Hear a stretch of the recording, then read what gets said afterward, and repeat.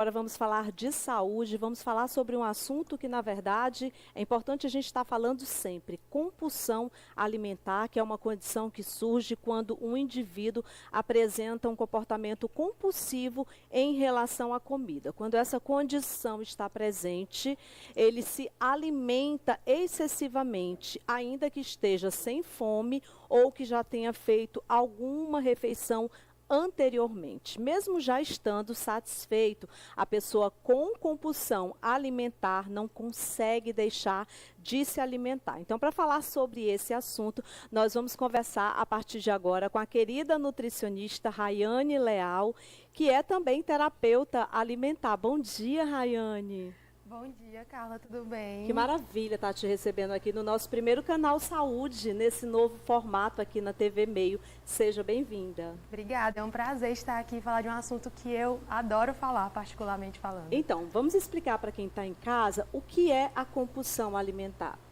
Olha, eu te digo que eu costumo dizer, costumo ouvir muito isso no consultório. As pessoas já se intitulam compulsivas. E, na verdade, não é bem assim.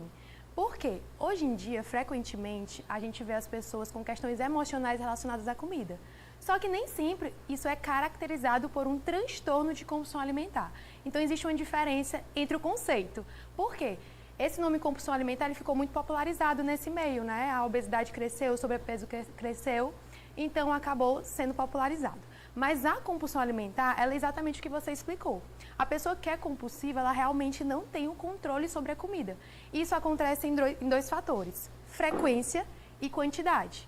Tá? Essa pessoa ela vai comer muito mais do que só simplesmente se a gente for ali num rodízio e aí eu digo assim, eu vou comer ali 10 fatias de pizza. Isso eu já estou indo consciente que eu vou. Então eu tenho ali mais ou menos um controle sobre o que eu vou comer. A pessoa que é compulsiva, ela tem em mente que ela quer comer uma fatia, mas ela acaba comendo 10, 15. 10, 15, né? E geralmente isso acontece ali num período de 2 horas. Esses episódios, eles têm que ser mais recorrentes, tá?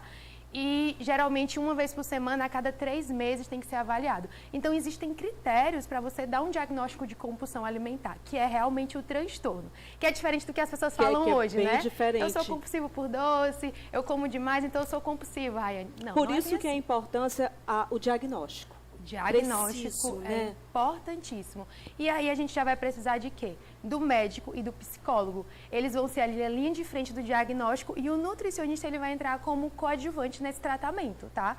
Pode ser usada aí a questão da medicação, vai depender de cada paciente. Fora que ainda existem os espectros, tá?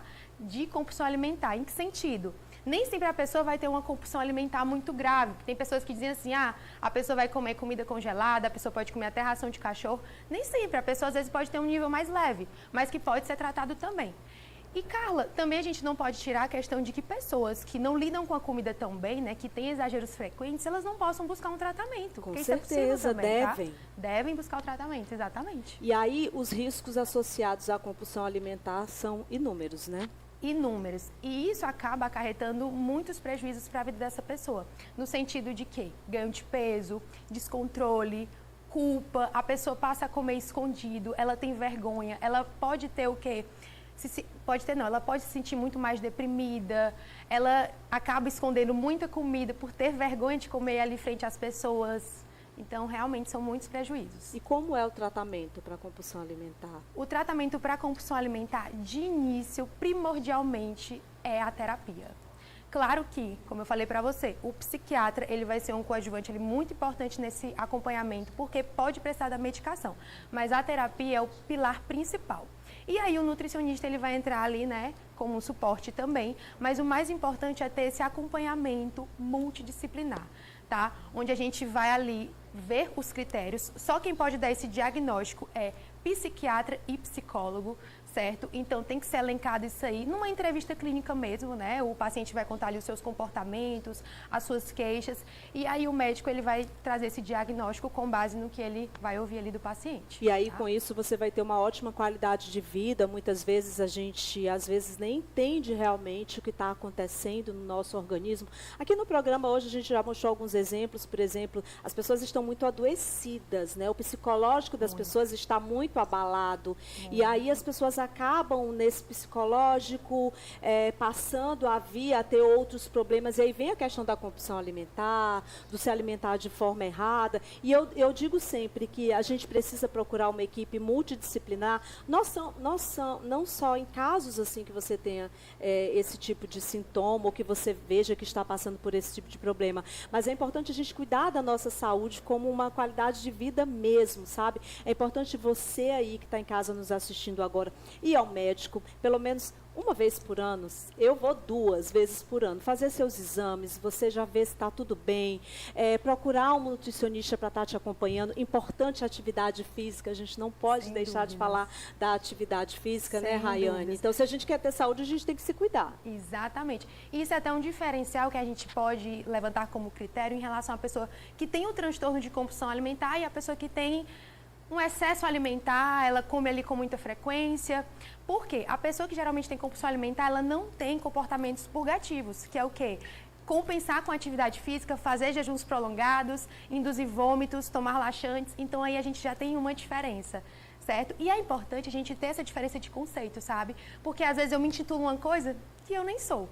Por isso que é tão importante a busca pelo Inclusive, acompanhamento Rayane, profissional. o nosso diretor Marcos Montoril está me dizendo aqui no ponto que está chegando muitas mensagens de telespectadores aí assistindo o nosso programa, que inclusive estão pedindo dicas para você de como ter uma melhor qualidade de vida, como melhorar a vida como um todo, como iniciar um novo planejamento na vida também.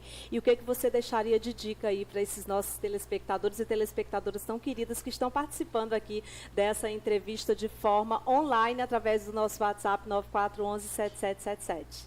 Então, Carla, o que eu costumo dizer, cuidar da mente. Para mim é o pilar principal. Eu tenho 4 anos atuando na nutrição e eu sempre falo para as pessoas, gente, a base é a tua mente, o teu comportamento. Daí vem as outras vertentes. Porque se você não está bem mentalmente, a sua saúde mental não está em dias, você não consegue fazer uma atividade física, você não consegue organizar a alimentação, você vai ter ali uma vida muito corrida, aí você chega do trabalho, você nem senta para fazer a tua refeição, você não come de maneira tranquila, você já vai direto para a geladeira, e aí muito estresse, muita ansiedade. Então, para mim, o pilar principal é cuidar da saúde mental. E aí vem os outros pilares, atividade física regular. Costumo dizer que você não precisa fazer musculação. Tem muita gente que gosta de musculação, que não gosta de musculação na realidade. Não vou mentir. Então, assim, você não precisa se obrigar a isso, né? Você pode fazer outra atividade. Aí eu faço pilates, faço caminhada, faço outras atividades que eu gosto, porque a gente tem que sentir prazer. É fazer algo que você ame. Porque se você for por obrigação, não vai dar certo, né? Não vai ser sustentável. Então, o lance é movimentar o corpo, organizar a alimentação, comer de maneira mais plena, tá, gente? Como a Carla já disse, a gente vive num mundo muito acelerado, muito estresse, muita ansiedade. A gente vê a depressão aí cada vez mais crescendo. Então, é muito desse mundo que é muito estímulo. Então, comer, senta realmente ali para comer, come de maneira tranquila, organiza a tua alimentação, te coloca como prioridade na tua vida. Ah, com certeza. A gente precisa ser prioridade na nossa vida sempre, né? Rayane, obrigada. Eu que agradeço por esse convite maravilhoso, tá, Carla? E aí, Renato Montanha, você em algum momento da tua vida já teve compulsão alimentar, Renato? Ou nunca